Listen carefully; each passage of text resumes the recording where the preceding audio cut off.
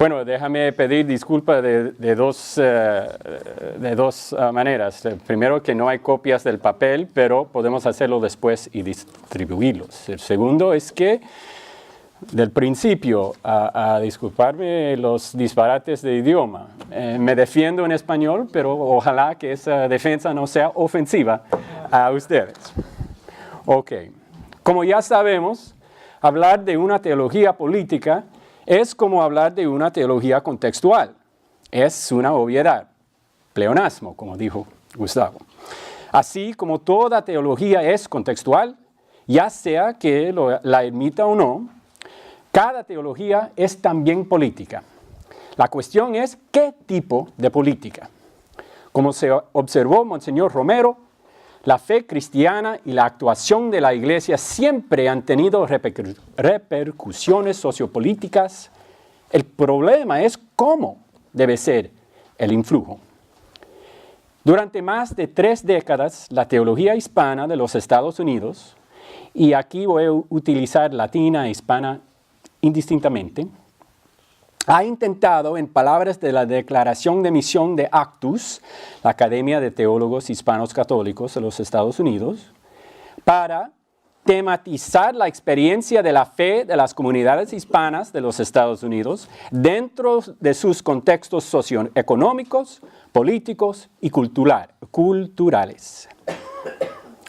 En su esfuerzo a responder a la pregunta sobre el cómo debe ser en los Estados Unidos, la teología hispana ha hecho 2 contribuciones distintas, entre varios, que me gustaría destacar. Primero, el énfasis en la religiosidad popular y la vida cotidiana. Oye, me han sacado todos los temas, ya Roberto y Nancy y todo, pero... y la vida cotidiana de los hispanos como contexto para la reflexión teológica. Y, segundo punto, una cristología del Jesús de Galileo que reconoce el amor preferencial de Dios por los pobres y la manera en que ese amor les da poder para luchar por la justicia. Con estos 2 elementos en mente, la teología hispana puede ser descrita como una teología del empoderamiento político y la inclusión religiosa. Ha acompañado a un pueblo que se ha defendido de sus derechos humanos en una sociedad que los excluye y se ha guardado sus prácticas religiosas en una iglesia institucional que les hace asimilarlos. Sin embargo, y vamos a tener muchos sin embargos en este papel, para todo el éxito, estos días traen nuevos y graves desafíos. Hoy me gustaría considerar 2 retos.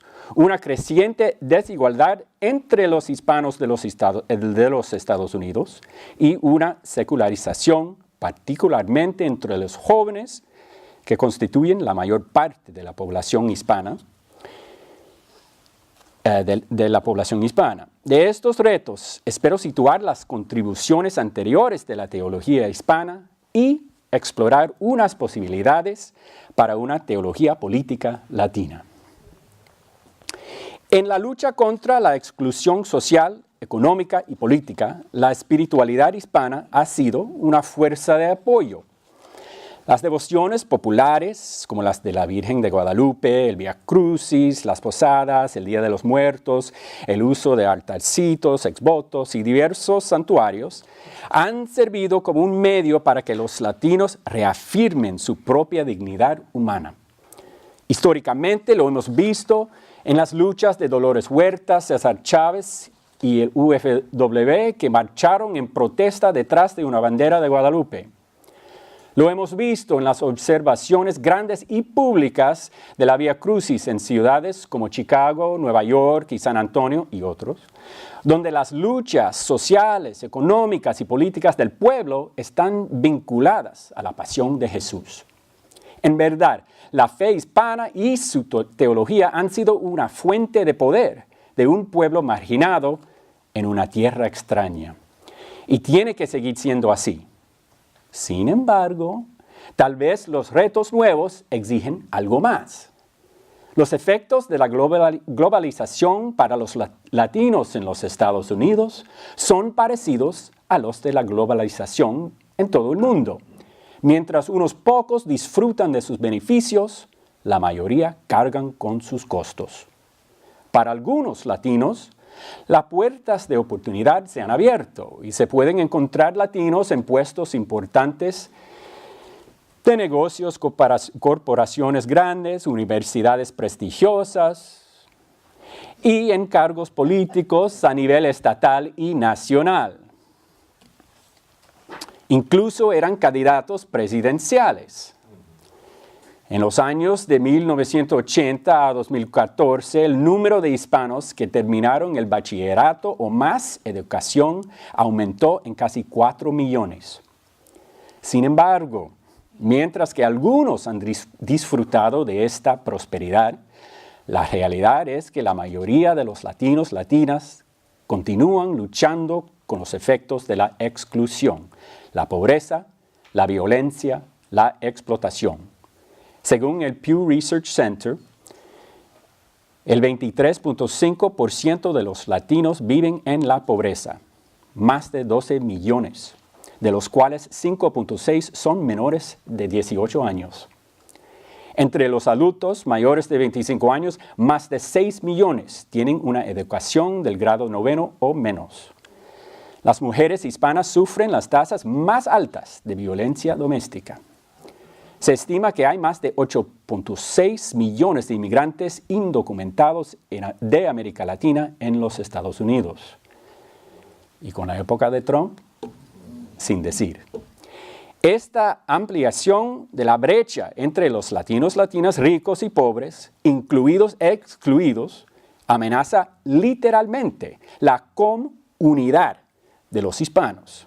Por ejemplo, algunos hispanos están dispuestos a adoptar la exclusión de los inmigrantes de la cultura dominante. Fue triste oír el testimonio de un sacerdote en Denver, Colorado, quien dijo que algunas de las voces más anti-inmigrantes en su parroquia eran hispanas. Además, hay que notar una división en la propia población inmigrante. Yo crecí en Miami, una ciudad que ha visto ola tras ola de inmigrantes caribeños y latinoamericanos, educados y a menudo ricos, huyendo de las revoluciones. Cubanos en los años 60, salvadoreños y nicaragüenses en los años 80 y más recientemente venezolanos, colombianos, etc. Encuentran refugio, pero después establecen enclaves privilegiados y excluyentes. Hay nada más que mirar a la comunidad haitiana o mexicana reciente en la Florida a verlo. Esta realidad exige una teología no solo de empoderamiento en contra de una sociedad dominante, sino una teología de kenosis, de conversión, que fomenta una política de la solidaridad. La historia de los hispanos dentro de la Iglesia Católica en los Estados Unidos es también una de éxito y desafío. Los años desde el concilio han sido testigos de una profunda transformación del ministerio hispano, como puede decirnos Hoffman, particularmente en el proceso de los encuentros que han llevado a la institución a una mayor conciencia de las necesidades de los hispanos. Sin embargo, mientras que el modelo parroquial se ha alejado generalmente de las parroquias nacionales, diseñadas para asimilar a los inmigrantes, las parroquias compartidas, como se dice, muestran frecuentemente el desequilibrio de poder y una falta de hospitalidad para los latinos. Cuando yo vivía en Indiana, teníamos parroquia que originalmente era parroquia polaca. Entonces todavía había una población, pero de ancianos, y la misa de inglés y tal vez también polaca. Tenía 10, 15, casi 20, si fueron fortunados ese día. Entonces entra la comunidad hispana con una misa de 200, 250 personas. Pero a discutir si podemos tener algo, estatua de la Virgen de Guadalupe. Bueno, no. Eso es la parroquia nuestra y nuestros padres estableció. Bueno, en fin, pueden ponerla ahí en la esquina, al fondo de la iglesia. Esa es la situación para muchos latinos en la iglesia actualmente. Bueno, como el Estudio Nacional de Parroquias Católicas con Ministerio Hispano, que tenemos el autor aquí, ha demostrado, aunque los hispanos católicos representan aproximadamente el 40% de la población de la iglesia, solo el 25% de las parroquias tienen el ministerio hispano. A medida que se están realizando preparativos para el 5º encuentro, el año que viene, ¿no? Hay esperanza de superar esta exclusión. Sin embargo, otro problema del presente y futuro es el número de jóvenes que no encuentran hogar en la iglesia. Lamentablemente, en ellos vemos que la rica vida devocional popular no se ve amenazada por la exclusión exterior o la presión para asimilarse. Más bien es un rechazo desde adentro de los jóvenes que no tengan esta rica fuente para parte de su modo de identificarse o hacer significado de su mundo. Entonces, una teología para los hispanos de Estados Unidos debe encontrar, en la era de Internet, las formas de comunicar la fe a una generación que no vive en barrios concentrados y no tiene el mismo apoyo cultural y religioso de la generación previa. Ellos negocian la identidad dentro de un mundo digital y tecnológico muy diferente de sus padres. En este contexto se necesita una teología política, pero ¿dónde podemos encontrar una respuesta cristiana? En los últimos 50 años, grandes cambios en la acción política cristiana han encontrado inspiración en nuevos entendimientos de Jesucristo. Como ha señalado la profesora Elizabeth Johnson, colega mía de Fordham, en el siglo XX se produjeron olas de renovación, el título del libro, en la cristología. Y uno de los cambios más importantes se generó debido a la atención a lo que ella llama la narración de la historia de Jesús.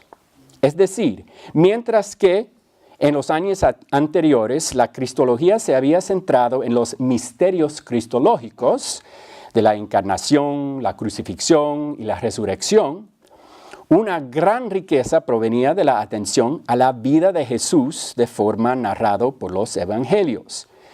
Y eso no es el Jesús histórico, sino más lo que ella cubría, diría, es un Jesús historizado. En sus palabras, historizado. En sus palabras, en su ministerio, en su presencia con los marginados, en su confrontación con los poderes, en su ejecución a manos de los poderosos, Jesús sirve como modelo de conducta cristiana en el mundo, incluso político. La teología latina fue una parte importante de esa ola de cristología y creo que cualquier teología política latina futura debería crecer desde esas raíces.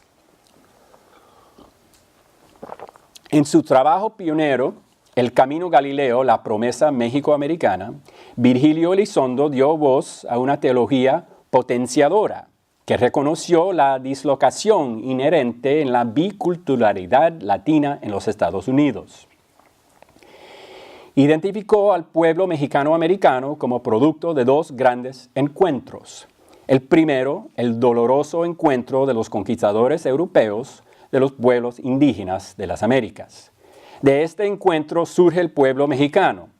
Entonces es el encuentro de este pueblo mexicano con el pueblo anglo de los Estados Unidos que da luz al pueblo mexicano-americano. Aunque Elizondo reconoce que este proceso fue violento y destructivo, también ve la belleza del pueblo que resulta de este mestizaje. Por eso y hemos mencionado esa categoría. Esta dualidad es la promesa y el desafío para los latinos de los Estados Unidos y se revela en el doble rechazo que experimentan. La dolorosa realidad de este pueblo es el sentimiento de desplazamiento, de no tener hogar en los Estados Unidos ni en su país de origen. Elizondo relata la experiencia de tantos latinos como, por un lado, fue maltratado y despreciado en los Estados Unidos porque era mexicano. Por otro lado, las visitas a la familia en México le enfrentaron con la burla de que era un gringo, que su español era pocho. Ni de aquí, ni de allá. Nunca olvidaré las emociones que me impactaron cuando leí la historia en el libro de Roberto, Caminemos con Jesús, de la poeta neoyorquina, a quien se le preguntó dónde estaba más en casa, en Nueva York o en Puerto Rico. Ella respondió, en el avión. Esa es la experiencia. Es con esta experiencia que Elizondo vuelve a los evangelios y hace la pregunta, ¿por qué Galilea? Y al destacar el significado de Jesús, de que Jesús era un Galileo, Elizondo ve ahí un doble rechazo. Jesús, nacido bajo el dominio del Imperio Romano. Jesús, cuyo ministerio termina en Jerusalén, donde es rechazado por algunos de sus propias autoridades religiosas y ejecutado como un criminal por los romanos. Sin embargo, en respuesta a este doble rechazo, Elizondo ve dos principios. El principio galileo, que Dios ama a lo que rechazan los seres humanos, y el principio de Jerusalén. Dios llama y capacita a los marginados para resistir los poderes de exclusión y dominación. Estos principios han servido como base de la teología hispana, pero ¿pueden continuar a hablar a estos nuevos retos? ¿Cómo podría una teología política hispana particular estos principios para hoy? Elaborar. Al hablar de una teología política en el mundo católico, es difícil escapar de la influencia de Johann Metz. En su obra posterior, estoy hablando tras del Glauben, Geschichte und Gesellschaft, a través de su lectura de Walter Benjamin, Metz se convierte en la apocalíptica y un énfasis en tiempo limitado. Se rechaza una positivismo moderna y el punto de vista evolutivo que justifica el status quo del mercado y la exclusión. Todo en el nombre de la razón. Correctamente, Metz demanda de la teología la tarea que se encuentra en la primera carta de Pedro, capítulo 3. Estén siempre dispuestos para dar una respuesta a quien les pida cuenta de su esperanza. ¿Qué podría significar recuperar el apocalíptico para la teología hispana hoy en día? Tal vez como punto de partida podríamos volver a la idea de Elizabeth Johnson sobre la cristología del siglo XX. Si la reflexión sobre la vida y el ministerio de Jesús ha hecho una contribución, ya que reveló una brecha en los misterios cristianos tradicionales, entonces debemos preguntar, ¿no hay otra brecha, otro misterio que es muy descuidado? Porque mientras hablamos de la encarnación, crucifixión y resurrección, todavía nos falta el misterio cristológico final, el regreso de Jesús, una parte esencial de dar cuenta de la esperanza cristiana. Ninguna respuesta cristiana completa se puede dar sin incluir la esperanza del regreso de Jesús. Ciertamente hay mucho que sospechar en el lenguaje apocalíptico. Demasiado hemos visto el abuso de la idea, la histeria milenaria, el suicidio, los cultos y otros comportamientos justificados por el lenguaje del fin del tiempo. Entonces, ¿cómo puede ser útil un Jesús apocalíptico? Obviamente no trata simplemente de describir a la bestia del libro de Daniel con pelo anaranjado. Ok. Apocalipsis.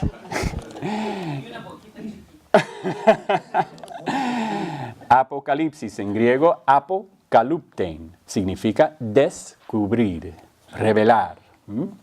El lenguaje y las imágenes apocalípticas desenmascaran realidades ocultas. En particular, subvierten los mitos de la dominación. Los hispanos de los Estados Unidos hoy necesitan reconocer su lugar dentro del imperio. Nosotros que vivimos en este país, vivimos en Roma. Y hay necesidad de la tarea apocalíptica de subvertir sus mitos de dominación. En su libro De Patmos al Barrio, el teólogo bíblico hispano David Sánchez muestra la relación entre la narrativa y figura guadalupana con el Apocalipsis 12. Él describe cómo el autor de Apocalipsis usa y derriba el mito imperial del dragón. Al reemplazar a Apolo, el cazador de dragones, con Jesús, el Cristo mesiánico, el Apocalipsis deshace el poder mítico de Roma. ¿Puede una teología política hablar de hacer a América grande otra vez? En términos de un país que ha dado la bienvenida y no ha rechazado a los inmigrantes. Roberto Goizueta nos presenta un Cristo de la frontera opuesto al mito fronterizo americano de Frederick Jackson Turner. Es el paso de un cristianismo frontera que vence y luego cierra sus fronteras a un cristianismo de zona fronteriza, en inglés frontier y borderland, contra borderland, de apertura y la interacción mutua. Combinando la noción de Rico Dussel de transmoderno con el principio Galileo de Elizondo, Roberto contempla un cristianismo transmoderno que privilegia la frontera como el lugar y sus residentes excluidos como los que más plenamente revelan a Dios el absoluto absoluto. ¿Quiénes son los modelos para este tipo de subversión? Personas que han intentado derrocar los mitos de la dominación y la exclusión que representan la gran tentación de los Estados Unidos. Para descubrirlos debemos hacer una modificación a la propuesta de Elizondo sobre el Jesús Galileo. El significado del doble rechazo es la experiencia de ser rechazado por dos culturas de las que uno siente parte. La metáfora de Elizondo se rompe un poco, yo pienso, si consideramos que parte del rechazo de Jesús era de Roma. Jesús no era romano. Puede haber sentido el rechazo de una presencia de ocupación, pero no tenía ninguna razón para sentir eso como un rechazo de un pueblo al que él pertenecía. De alguna manera, esto refleja una tendencia en la teología hispana. Pues mientras los teólogos hispanos han hablado emotivamente sobre el doloroso sentido de desplazamiento desde sus países hispanos de origen, retóricamente, frecuentemente hablan de los Estados Unidos en términos de un otro, que hemos visto esta mañana, un otro anglo. No es verdaderamente cultura suyo. Para los jóvenes latinos, en particular, esto puede implicar un autorrechazo. Para aquellos que nacieron en los Estados Unidos, que pueden tener un padre que es anglo, que se sienten más cómodos hablando inglés que español, cuyas referencias culturales de la música y el arte son más figuras no hispanas que hispanas, la opción de retener una identidad hispana no se puede oponer a una identidad de Estados Unidos. Se ven obligados a hacer una elección que no pueden. En los últimos años he visto a mis estudiantes latinos participar en campañas por los derechos humanos como Occupy Wall Street, la igualdad matrimonial y Black Lives Matter.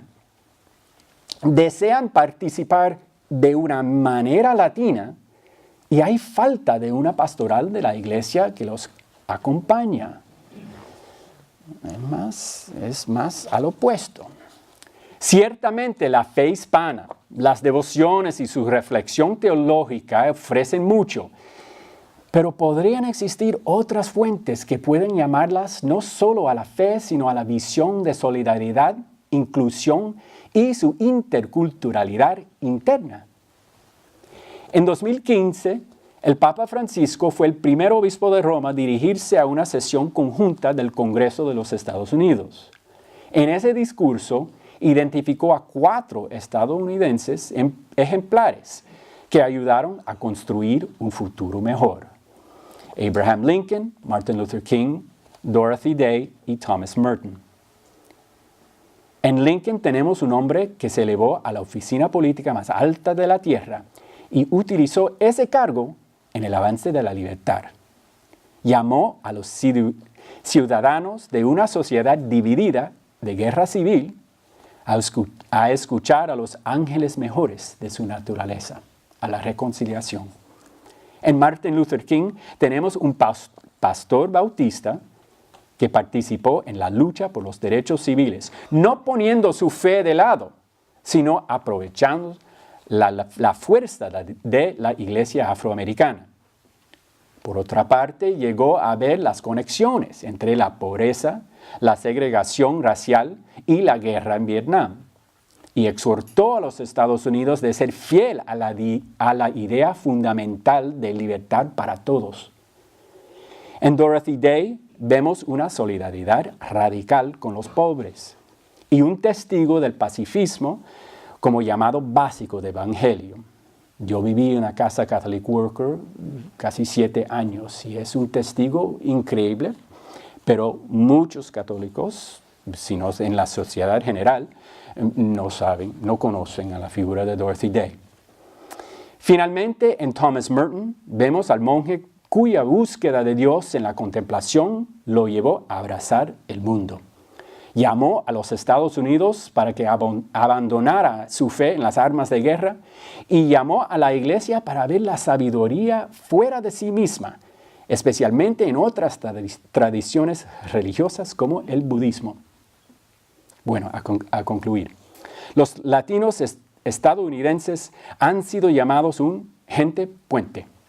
Su experiencia de navegar por 2 culturas ofrece una promesa de comprensión, solidaridad y verdadera interculturalidad. Ada María Isasi Díaz toma el término globalidad de Franz Hinckelhammer para hablar de una alternativa a las dimensiones explotadoras y excluyentes de la globalización. Cuando la globalización se separa, la globalidad reúne. Si bien la globalización se basa en la competencia, la globalidad hace hincapié la interconexión. Para participar en esta globalidad hay que sacar no solo la riqueza de la religiosidad popular hispana, sino también aquellas voces que han participado en el experimento americano. Al hacerlo, no solo contribuyen a la dinámica de la cultura hispana, sino que también sirven como una voz profética y política que llama a los Estados Unidos a sus ideales más altos. Pueden entonces servir de puente a muchos lugares diferentes. Un puente no solo para los inmigrantes de Latinoamérica, sino también para las Filipinas. No solo para los refugiados de Centroamérica, sino también de Siria.